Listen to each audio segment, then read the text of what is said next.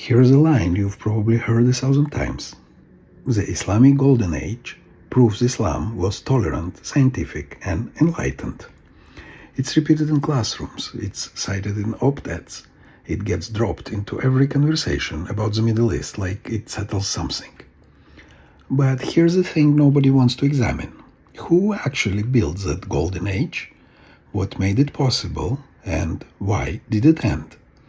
Because when you look at the history honestly, you don't find Islamic theology driving progress. You find Islamic theology being sidelined so progress could happen. Shalom, I'm Galen. This is Middle East in less than 5 minutes.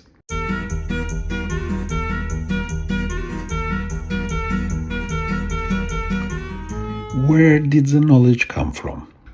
The Golden Age, roughly 750 to 1050 CE, wasn't built from scratch. It was built on Greek philosophy, Roman medicine, Persian administration, Indian math. None of that originated in Arabia. None of it came from the Quran. And the people doing the translating, the preserving, the synthesizing, many of them weren't Muslims at all. Wow! The House of Wisdom in Baghdad, the crown jewel of Islamic scholarship, staffed heavily by Christian scholars fluent in Greek and Syriac. Hunayn ibn Ishaq, the man who translated Galen and Hippocrates into Arabic, the medical text that shaped Islamic medicine for centuries, was an Nestorian Christian. Maimonides, the great Jewish philosopher and physician, flourished under Islamic rule until the Almohads came to power, at which point he had to flee for his life. He found refuge in Egypt under a different, more tolerant Islamic dynasty, which tells you something. Tolerance wasn't doctrine. It was a preference of individual rulers.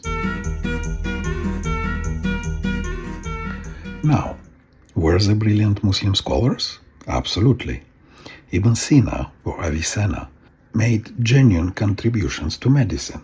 Ibn al-Haytham basically invented modern optics. Al-Khwarizmi advanced mathematics in ways that shaped the world. The world algebra comes from his book. But here's what's crucial. This man succeeded despite theological resistance, not because of religious encouragement. Why did the caliphs allow it? Because they had to. Running an empire requires accurate calendars for agriculture and religious observance. Mathematics for taxation, medicine for armies, administration that actually works. The early Abbasid caliphs sponsored scholarship not out of religious conviction, but out of practical necessity. And they did it by ignoring their own clerics who viewed philosophy and rational inquiry with deep suspicion. The Quran doesn't encourage scientific exploration.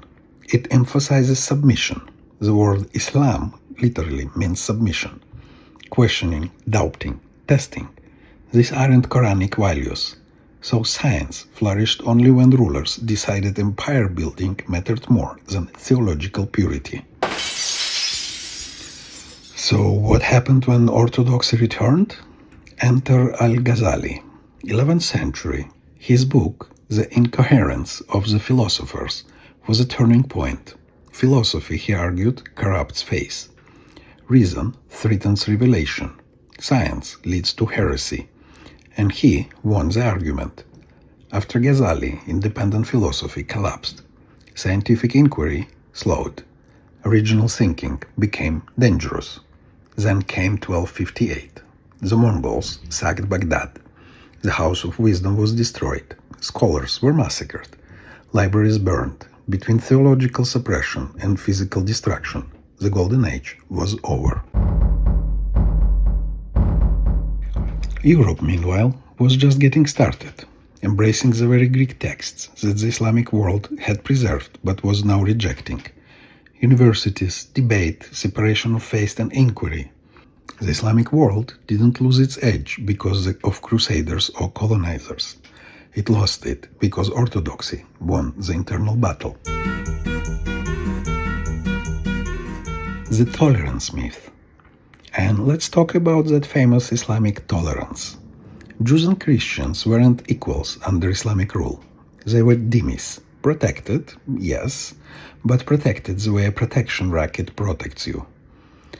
Dhimmi status meant jizya, a special tax for non-Muslims, legal inferiority, a Jew's testimony worth less than a Muslim's, dress codes so you could be identified in public, restrictions on building synagogues and churches, vulnerability to violence whenever political winds shifted. When rulers were pragmatic, dhimmis survived. When rulers were pious, dhimmis suffered. Granada, Fez, Yemen, Baghdad, the pattern repeated. Periods of relative peace punctuated by massacres, forced conversions, expulsions. That's not coexistence, that's managed subjugation with a good PR department.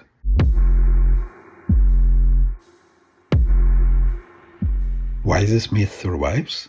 Because it's useful.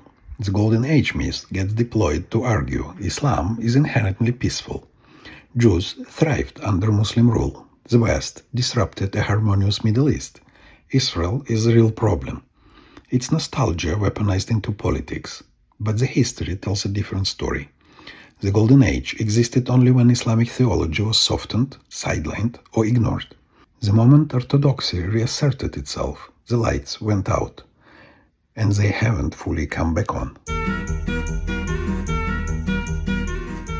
The Islamic Golden Age was real. Brilliant things happened. Brilliant people, Muslim and non-Muslim, made contributions that shaped the world. But it wasn't because of Islamic doctrine. It was because rulers prioritized empire over theology, and because they imported knowledge and talent from everywhere they could find it. The myth matters because it's still being used to whitewash history, to gild the West, and to pretend that Jewish safety under Islam was anything other than conditional. History doesn't care about comfortable narratives, and neither should you. I'm Igal, and this was Middle East in less than 5 minutes. Until next time, Shalom.